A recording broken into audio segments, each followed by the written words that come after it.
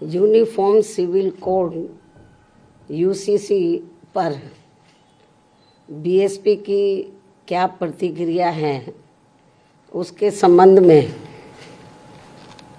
BSP का ये कहना है कि यहाँ विशाल आबादी वाले अपने भारत देश में हिंदू, मुस्लिम, सिख, ईसाई, पारसी व बौद्ध आदि इन विभिन्न धर्मों को मानने वाले लोग रहते हैं, जिनके हर मामले में रहन सहन व जीवन शैली आदि के अपने अलग अलग से तौर तरीके, नियम एवं रस्म रिवाजें हैं, जिसे नज़रअंदाज नहीं किया जा सकता है।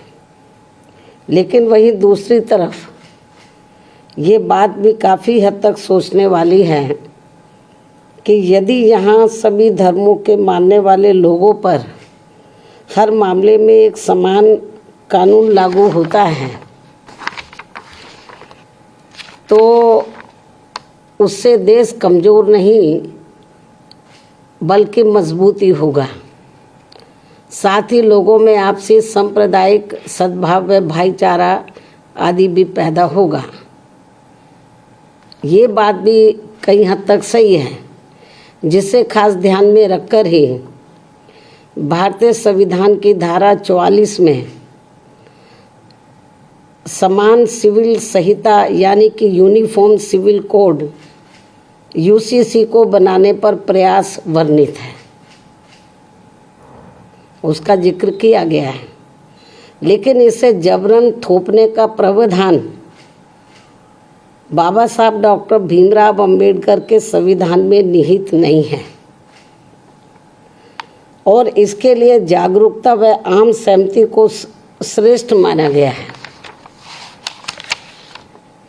जिस पर अमल न करके अब इसकी आड़ में संकीर्ण स्वार्थ की राजनीति करना देश हित में सही नहीं है, जो इस समय की जा रही है। क्योंकि संविधान की धारा 44 में तो समान सिविल संहिता बनाने का प्रयास तो वर्णित है, लेकिन इसे थोपने का नहीं। इसलिए इन सब बातों को खास ध्यान में रखकर ही तब फिर बीजेपी को देश में यूसीसी को लागू करने के लिए कोई कदम उठाना चाहिए था। इसके साथ ही यहाँ मैं ये भी कहना चाहूँगी कि हमारी पार्टी समान सिविल संहिता यानी कि यूसीसी को लागू करने के विरुद्ध नहीं है, बल्कि भाजपा व इनकी सरकार के इसको देश में लागू करने के तौर तरीकों से सहमत नहीं है।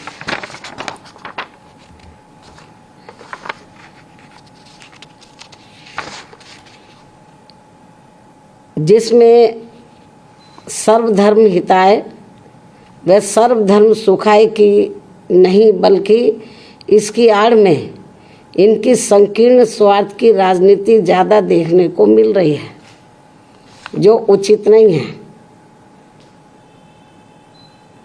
जबकि इससे ऊपर उठकर तब सरकार को इसे लागू करना चाहिए तथा ना ही इसमें कोई धार्मिक पक्षपात होना चाहिए। और यदि भाजपा सरकार ऐसा कुछ करती है तो तब फिर हमारी पार्टी इस मामले में अपना कोई सकारात्मक रुख अपनाएगी, वरना हमारी पार्टी इसका विरोध करेगी। जबकि देश व जनहित में सही तो ये होगा कि इस समय सरकार को अति महंगाई, गरीबी, बेरोजगारी तथा शिक्षा, स्वास्थ्य, सुख, शांति, समृद्धि जैसी बुनियादी ज़रूरतों के अभाव से त्रस्त व पीड़ित करोड़ों मेहनतकश व मजलूम देशवासियों के दुख दर्द पर से ध्यान बांटने में समय, संसाधन व ऊर्जा बर्बाद करने की बजाय उनसे मुक्ति पाने पर ध्यान देना चाहिए। जिन समस्याओं से ये लोग, देश की आम जनता त्रस्त है, पीड़ित है, दुखी है, लेकिन इस ओर ध्यान नहीं जा रहा है। इससे ऐसा लगता है कि बीजेपी व इनकी सरकार तो अपनी इन सब कमियों पर से देश की जनता का ध्यान बांटने के लिए, तो ये आम चर्चा है कि अब ये लोग समान कानून बनाने की बात कर रहे हैं कि वो सब पर लागू हो। ये लोग जो है ये बात कर रहे हैं कि यूनिफॉर्म सिविल कोड लाया जाए और सभी धर्मों पर एक जैसा वो लागू हो। तो इससे कुछ ये भी आम चर्चा है लोगों में कि जो इस समय जो प्रमुख समस्याएं हैं जिनका मैंने जिक्र किया है, तो उसकी तरफ सरकार का ध्यान नहीं जा रहा है। इससे लोगों में ये आम चर्चा है कि अपनी इन कमियों पर जनता का ध्यान डाइवर्ट करने के लिए, बांटने के लिए ये लोग यूनिफॉर्म सिविल कोड की बात कर रहे हैं कि इसको लाया जाएगा।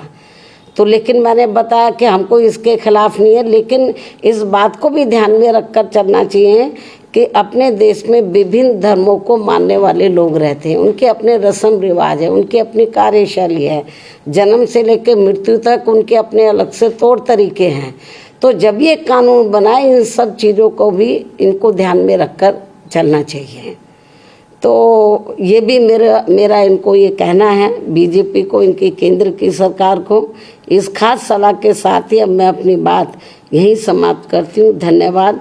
जय भीम व जय भारत।